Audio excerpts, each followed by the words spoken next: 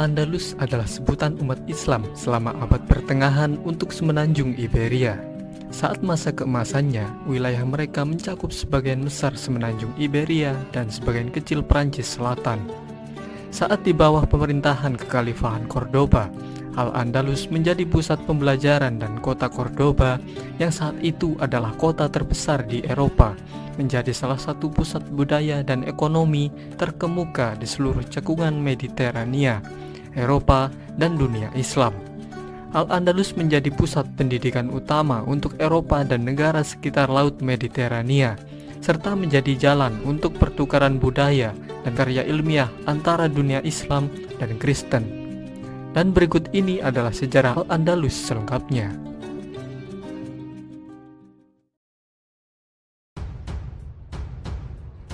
Saat masa Kekhalifahan Umayyah dipimpin oleh Al-Walid I di tahun 711, seorang komandan yang bernama Tariq ibn Ziyad memimpin pasukan kecil yang terdiri dari orang-orang yang baru saja masuk Islam.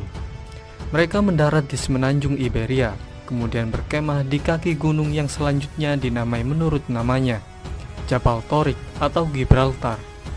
Pasukan Tariq berisi sekitar 7.000 penunggang kuda orang Berber, sedangkan penguasa wilayah itu, Raja Roderick, mengumpulkan pasukan yang berjumlah 100.000. Namun sebagian besar pasukan tersebut tidak terlalu loyal pada Raja Roderick. Singkat cerita, Tariq akhirnya bisa memenangkan pertempuran yang menentukan ketika Roderick dikalahkan dan dibunuh pada tanggal 19 Juli di pertempuran Guadalete. Kemudian Tariq membagi pasukannya menjadi 4 divisi yang kemudian menaklukkan Cordoba di bawah komando Mughith al-Rumi. Begitu pula dengan Granada dan kota-kota lain. Sementara itu, Tariq tetap menjadi kepala divisi yang menaklukkan Toledo. Setelah itu, pasukan tersebut terus bergerak ke utara sampai ke Guadalajara dan Astorga, dan akhirnya sebagian besar semenanjung Iberia menjadi salah satu provinsi Kekhalifahan Umayyah yang disebut Al-Andalus. Namun pada tahun-tahun setelah penaklukan, hubungan antara orang Arab dan Berber di Al-Andalus menjadi tegang karena terdapat perbedaan kasta di antara kedua etnis tersebut. Suatu ketika populasi etnis Berber jauh melebihi jumlah orang Arab di provinsi baru itu, dan kebanyakan orang Berber telah turut serta pada sebagian besar pertempuran, dan mereka juga diberi tugas yang lebih keras, misalnya menertibkan daerah-daerah yang bermasalah. Sampai pada tahun 729 Masehi, komandan Berber yang bernama Munus telah memberontak dan berhasil membentuk negara sendiri di Cerdanya untuk sementara waktu.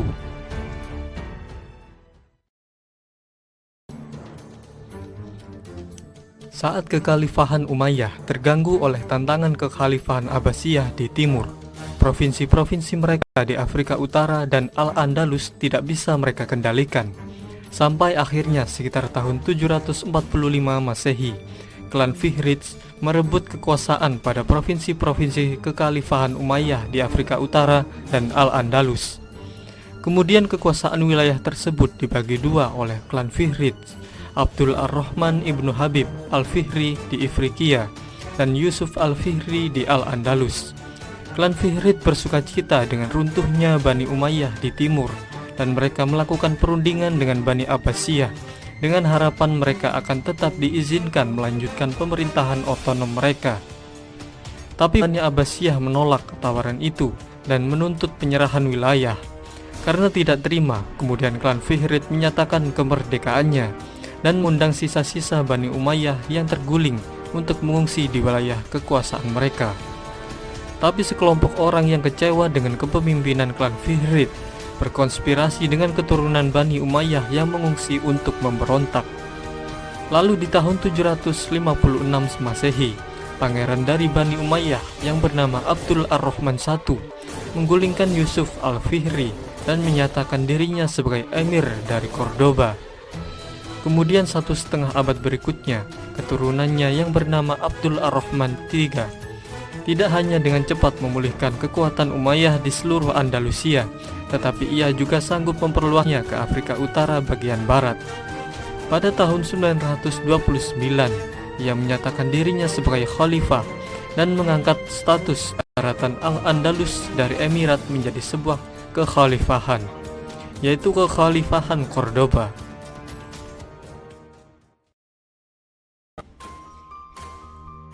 Pada periode kekhalifahan inilah Al-Andalus mencapai zaman keemasannya dengan menerapkan sistem pertanian dan kebijakan ekonomi yang baru, membuat daerah di sekitar Cordoba dan beberapa kota di Andalusia menjadi daerah dengan ekonomi pertanian yang paling maju di Eropa saat itu. Dan hal ini juga memicu revolusi pertanian di Jazirah Arab. Di antara kota-kota Eropa, kota Cordoba yang ada di bawah kekhalifahan dengan populasi sekitar 500.000 orang akhirnya menyalip Konstantinopel sebagai kota terbesar dan paling makmur di seantero Eropa. Dalam dunia Islam, Cordoba adalah salah satu pusat budaya terkemuka. Karya para filsuf dan ilmuwannya memiliki pengaruh besar pada kehidupan intelektual Eropa di abad pertengahan. Muslim dan non-muslim sering datang dari luar negeri untuk belajar di perpustakaan dan universitas terkenal di Andalusia. Salah satu ilmuwan barat yang terpengaruh oleh ilmuwan Andalusia adalah Michael Scott yang membawa karya Ibn Rus atau Averroes dan Ibn Sina atau Avicenna ke Italia. Peralihan gagasan ini tetap menjadi salah satu yang terbesar dalam sejarah dan secara signifikan mempengaruhi pembentukan periode Renaissance di Eropa.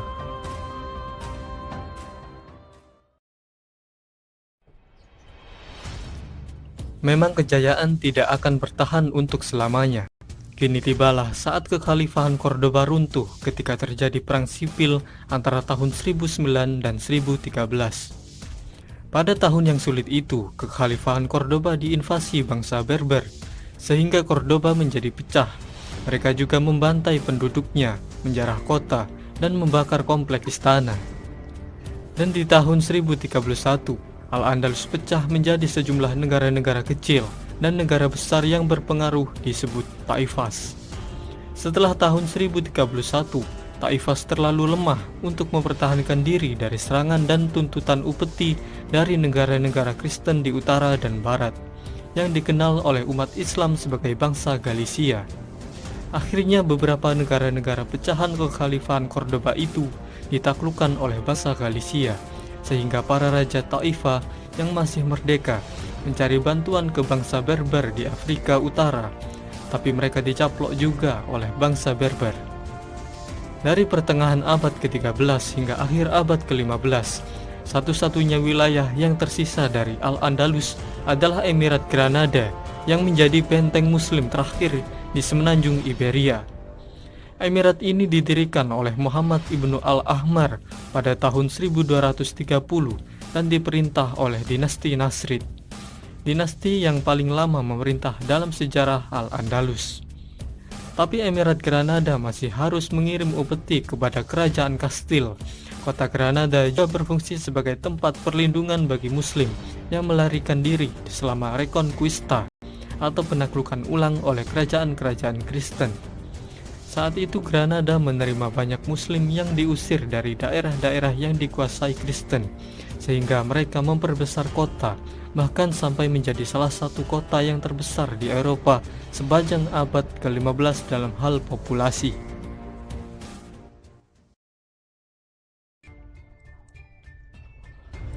Pada tahun 1469, pernikahan Ferdinand dari Aragon dan Isabella dari Kastil menjadi tanda kalau Emirat Granada akan runtuh. Karena raja dan ratu itu meyakinkan Paus Sixtus IV untuk menyatakan perang kepada Granada sebagai perang salib. Lalu serangan pun dilancarkan, sampai akhirnya pada tanggal 2 Januari tahun 1492, setelah pengepungan yang panjang, Sultan terakhir dari Emirat Granada, Muhammad XII, menyerahkan kota beserta seluruh isinya. Kini umat Islam yang bermukim di kerajaan Kastil berjumlah 500.000, namun setelah musim gugur, 100.000 orang telah meninggal atau diperbudak, 200.000 orang beremigrasi, dan 200.000 orang tetap sebagai masyarakat minoritas.